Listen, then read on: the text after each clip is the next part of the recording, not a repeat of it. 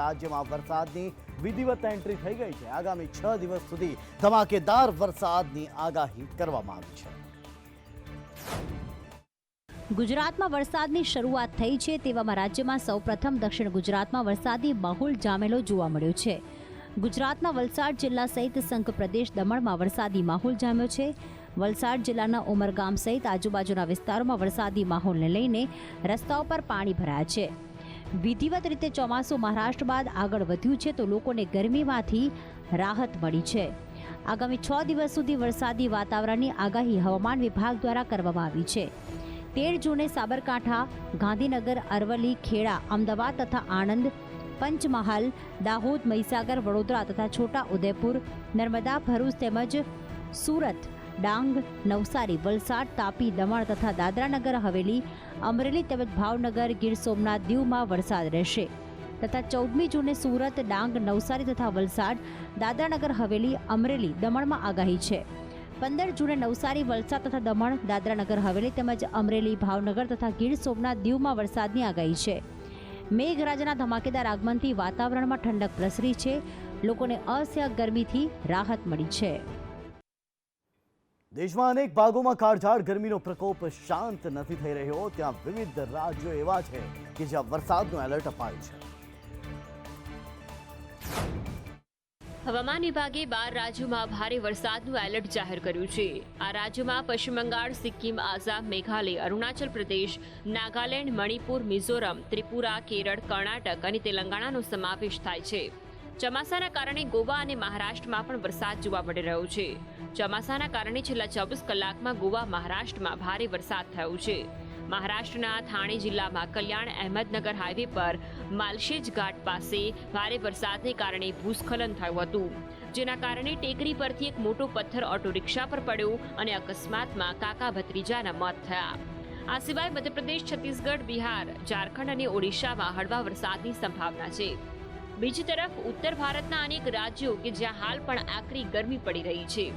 હવામાન વિભાગે ઉત્તર પ્રદેશ, બિહાર, ઝારખંડમાં તીવ્ર હીટવેવનું એલર્ટ જાહેર કર્યું છે।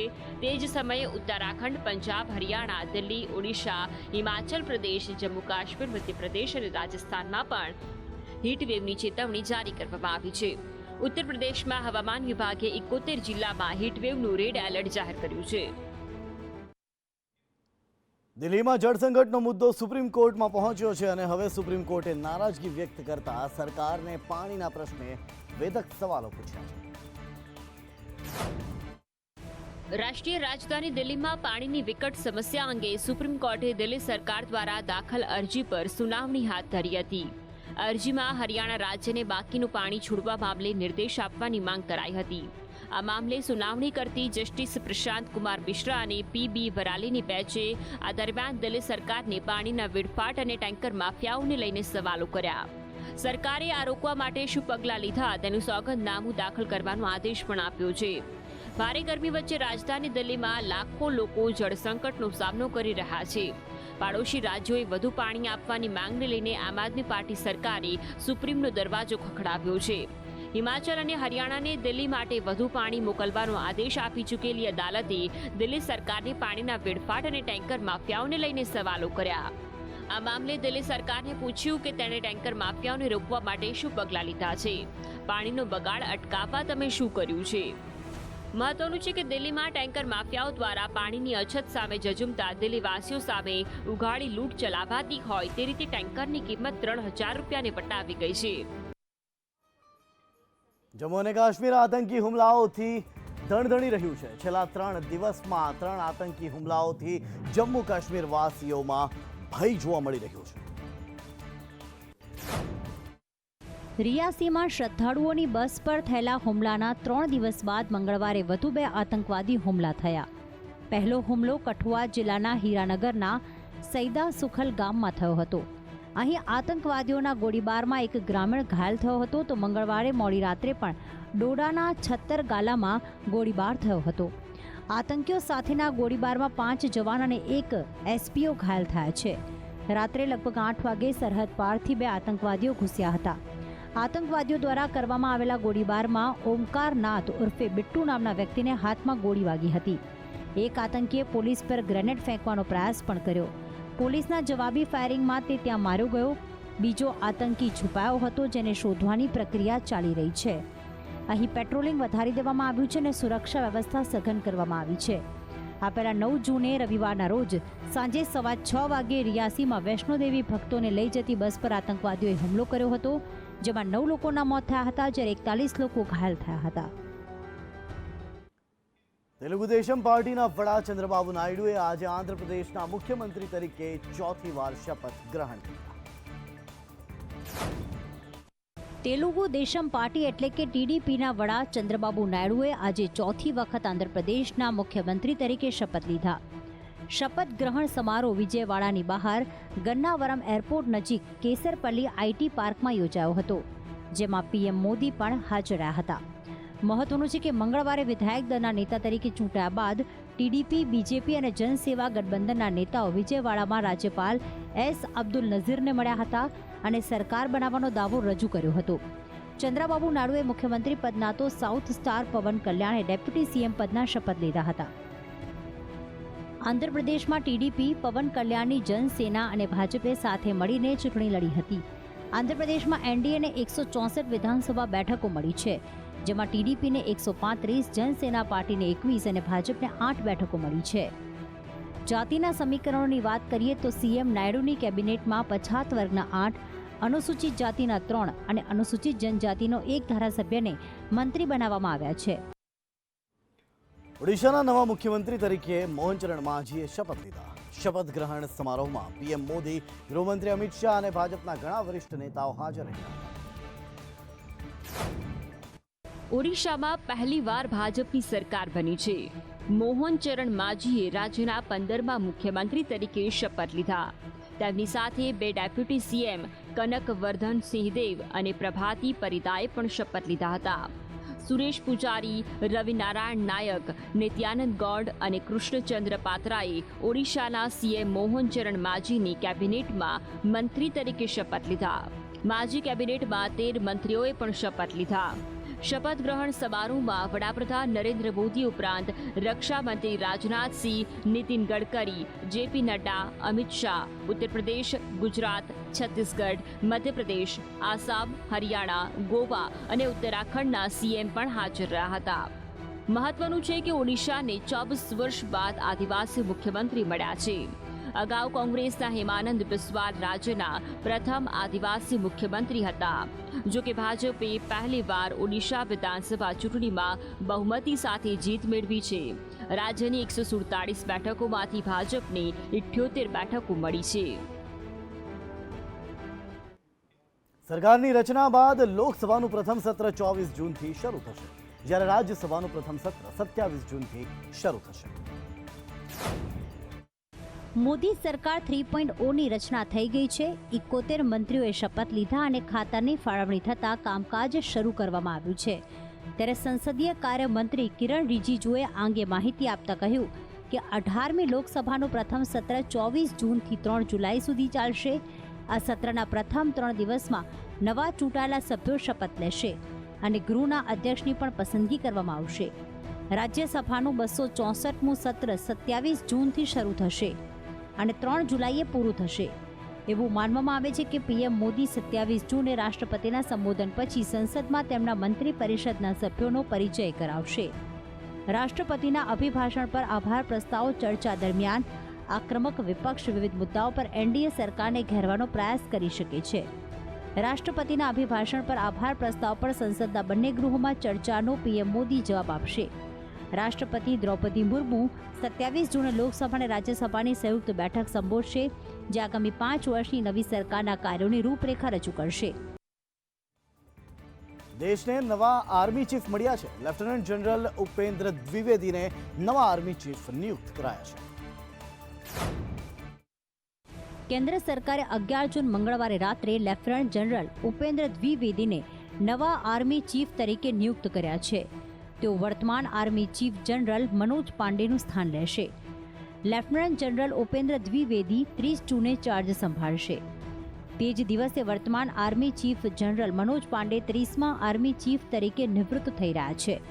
અગાઉ તેઓ આર્મી સ્ટાફના vice chief, northern army commander DG infantry અને અન્ય ઘણી કમાન્ડ નિમણૂકો તરીકે દેશની સેવા કરી ચૂક્યા છે અને હાલમાં vice chief of army staff તરીકે સેવા આપે છે. લેફ્ટનન્ટ જનરલ દ્વિવેદી પછી સૌથી વરિષ્ઠ અધિકારી southern army commander lieutenant general Ajay Kumar Singh છે. બંને લેફ્ટનન્ટ જનરલ દ્વિવેદી અને લેફ્ટનન્ટ જનરલ અજય કુમાર સિંહ 30 જૂને નિવૃત્ત થવાના હતા. ત્રણે સર્વિસ ચીફ 62 વર્ષ અથવા 3 વર્ષ બેમાંથી જે વહેલું હોય ત્યાં સુધી સેવા આપી શકે છે. જોકે લેફ્ટનન્ટ જનરલ રેન્કના અધિકારીઓની નિવૃત્તિ વય 60 વર્ષ છે. જૂનાગઢમાં દલિત યુવકને મારવાને લઈ ગણેશ જાડેજા વિરુદ્ધ સમાજ આકરા પાણીએ જોવા મળી રહ્યો છે. એક જંગી વિરોધ બાઇક રેલીનું આજે સમાજ દ્વારા આયોજન કરાયું. જૂનાગઢથી ગોંડલ સુધી આ બાઇક રેલીનું આયોજન કરવામાં આવ્યું હતું. ગોંડલના ગણેશ જાડેજાના વિરોધમાં રેલીનું આયોજન કરાયું છે. દલિત યુવકને મારવાને લઈને સમાજમાં રોષ ફેલાયો છે. ગણેશ જાડેજાના અત્યાચારનો અનેક લોકો ભોગ બન્યા છે. ગણેશ જાડેજા ગોંડલના ધારાસભ્ય ગીતાબાનો પુત્ર છે. તેવામાં જૂનાગઢમાં ગણેશ જાડેજા સહિત તેના સાગરીતોની પણ પૂછપરછ કરવામાં આવશે. જેલમાં જ આરોપીઓની પોલીસ દ્વારા પૂછપરછ થશે. પોલીસે ઘટના સમયે પહેરેલા કપડાં, મોબાઈલ મંગાવ્યા છે. યુવાનનો વિડીયો ઉતાર્યો હોવાનો ગણેશ ઇનકાર કરતો હતો, તેથી પોલીસે મોબાઈલ કબજે કરી FSLમાં તપાસ માટે મોકલ્યો છે.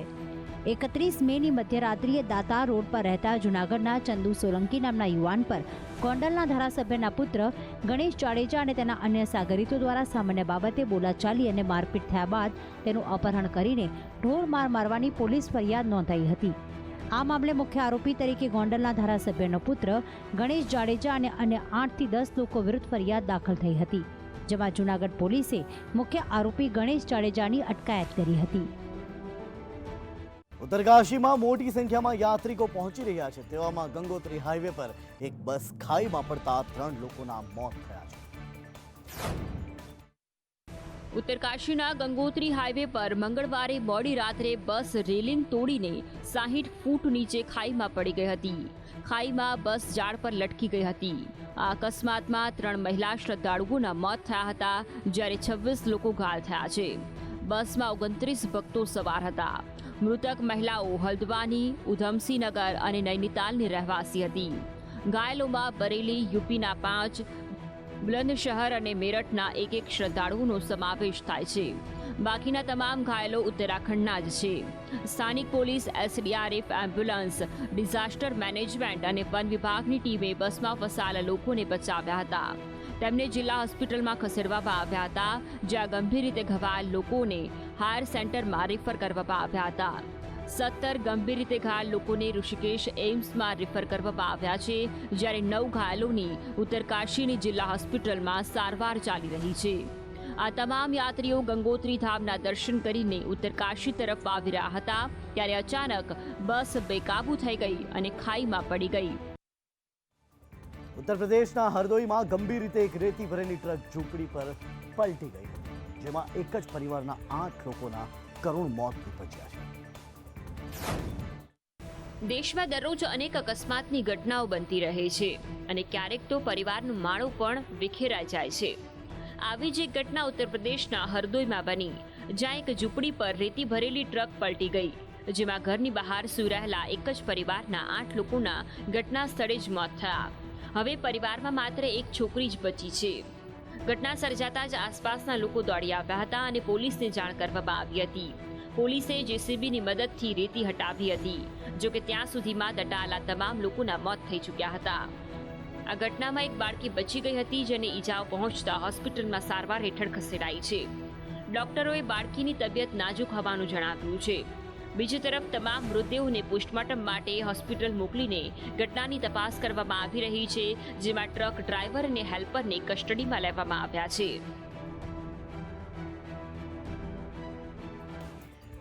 અયોધ્યામાં આતંકી હુમલાના એલર્ટને લઈને અને મોટી સંખ્યામાં શ્રદ્ધાળુઓ આવતા હોવાથી નેશનલ સિક્યોરિટી ગાર્ડનું એક સેન્ટર ઊભું કરી શકે છે. રામનગરી અયોધ્યામાં કેન્દ્રની NDA સરકાર મોટો નિર્ણય લઈ શકે છે. સૂત્રોના દાવા મુજબ અયોધ્યામાં નેશનલ સિક્યુરિટી ગાર્ડનું એક સેન્ટર શરૂ કરવામાં આવી શકે છે. ત્યારે સવાલ એ થાય કે અયોધ્યામાં NSG સેન્ટર ખુલવાની કેમ ફરજ પડી? જો કે આ મામલે હજુ સુધી કોઈ નિર્ણય નથી લેવાયો. સૂત્રોના જણાવ્યા અનુસાર સરકાર અયોધ્યામાં એનએસજી સેન્ટર ખોલવા માંગે છે, જેથી ઇમરજન્સીની સ્થિતિમાં એનએસજી જલ્દી નજીકના ધાર્મિક સ્થળો પર પહોંચી શકે. સુરક્ષા દળોનું કેન્દ્ર અયોધ્યામાં રાખવાનો હેતુ છે કે રામનગરીની સાથે સાથે વારાણસી, ગોરખપુર, મથુરા સહિત તમામ વિસ્તારો સુધી એનએસજી જલ્દીથી પહોંચી શકે. મહત્વનું છે કે હાલ રામ મંદિરની સુરક્ષાની જવાબદારી યુપી એસએસએફ અને યુપી પોલીસની છે. યુપી એસએસએફને યોગી સરકારે મંજૂરી આપી હતી અને અત્યાર સુધી તેની પાસે ગોરખપુર, પ્રયાગરાજ, મથુરા, સહારનપુર અને લખનૌની બટાલિયન છે, જેમાં લગભગ 10,000 સૈનિકો છે. બીજી તરફ વાત કરીએ એનએસજીની, તો તેની રચના આતંકવાદ વિરોધી ગતિવિધિઓ માટે કરવામાં આવી છે. પાકિસ્તાનના પૂર્વ વડાપ્રધાન ઇમરાન ખાનની પાર્ટી પીટીઆઈના અધ્યક્ષ ગોહર અલી ખાને મંગળવારે કહ્યું કે જેલમાં બંધ ઇમરાન બધું ભૂલી જવા તૈયાર છે. ગોહર અલીએ કહ્યું કે શાહબાઝ સરકાર તરફથી ઇમરાન ખાનની કોઈ ડીલની ઓફર કરવામાં આવી નથી. ઇમરાન વારંવાર કહે છે કે વાતચીત થવી જોઈએ. દેશની ખાતર તે બધું માફ કરવા તૈયાર છે. તેણે કહ્યું કે ઇમરાનને તેના પુત્રને મળવાની પણ મંજૂરી આપવામાં આવી નહોતી. તેમને 2 અઠવાડિયામાં ઓછામાં ઓછા એક વખત તેમના બાળકને મળવાની છૂટ આપવી જોઈએ. ગોહર અલી ખાને કહ્યું કે ઇમરાન ખાનને જેલમાંથી બહાર લાવવા માટે કાયદાકીય કાર્યવાહી કરવામાં આવી રહી છે. આ પહેલા 9 જૂને ન્યૂયોર્કમાં આયોજિત T20 વર્લ્ડ કપમાં ભારત પાકિસ્તાન મેચ દરમિયાન સ્ટેડિયમની ઉપર એક વિમાન ઇમરાન ખાનને મુક્ત કરોના બેનર સાથે ઉડતું જોવા મળ્યું હતું. ઇમરાન ખાન 10 મહિનાથી પાકિસ્તાનની જેલમાં છે. ગોહર ખાને જણાવ્યું કે ઇમરાને તેની સાથે વડાપ્રધાન શાહબાઝ શરીફની ચીન મુલાકાત વિશે પણ વાત કરી. તેમણે કહ્યું કે શરીફ ચીન જવા છતાં પાકિસ્તાને કંઈ હાંસલ કર્યું નથી. સરકાર તેના ખર્ચને પહોંચી વળવામાં નિષ્ફળ રહી છે. ગોહરે કોર્ટને ઇમરાનના કેસની જલ્દી સુનાવણી કરવાની અપીલ કરી છે. યમનના અદનના દરિયાકાંઠે શરણાર્થીઓથી ભરેલી એક બોટ પલટી ગઈ, જેમાં 49 લોકોના મોત થયા છે અને 140થી વધુ લોકો ગુમ થઈ ગયા છે. બોટમાં 260 લોકો સવાર હતા, જેમાંથી મોટાભાગના ઇથોપિયા અને સોમેલિયાના હતા. આ શરણાર્થીઓ પૂર્વ આફ્રિકાથી યમન જઈ રહ્યા હતા. આ લોકો યમનથી લગભગ 600 કિલોમીટર દૂર આવેલા પૂર્વ આફ્રિકાના સોમેલિયાથી સ્થાનિક સમય અનુસાર સવારે 3 વાગ્યે રવાના થયા હતા. સંયુક્ત રાષ્ટ્રની સંસ્થા ઇન્ટરનેશનલ ઓર્ગેનાઇઝેશન ફોર માઇગ્રેશન એટલે કે IOM રેસ્ક્યુ ઓપરેશન હાથ ધર્યું હતું, જેમાં 71 લોકોને બચાવી લેવામાં આવ્યા હતા, જેમાંથી 8 લોકોની હાલત હજી ગંભીર છે.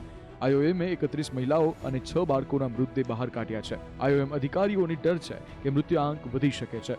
હાલ બચાવ કામગીરી યુદ્ધના ધોરણે ચાલી રહી છે, જ્યારે IOMના અધિકારીઓએ જણાવ્યું હતું કે બોટમાં 115 સોમાલી અને 145 ઇથોપિયન નાગરિકો હતા. તેમણે કહ્યું કે IOM ટીમે મર્યાદિત સંશોધનની મદદથી બચાવ કાર્ય કરવું પડશે. સંયુક્ત રાષ્ટ્ર એટલે કે UNના જણાવ્યા અનુસાર બોટ રવિવારે સોમાલિયાના બોસાસોથી રવાના થઈ હતી. તેમણે કહ્યું કે દર વર્ષે હજારો આફ્રિકન માઇગ્રન્ટ સાઉદી અરેબિયા પહોંચવા માટે પૂર્વીય માર્ગ દ્વારા યમનથી લાલ સમુદ્ર પાર કરવાનો પ્રયાસ કરે છે.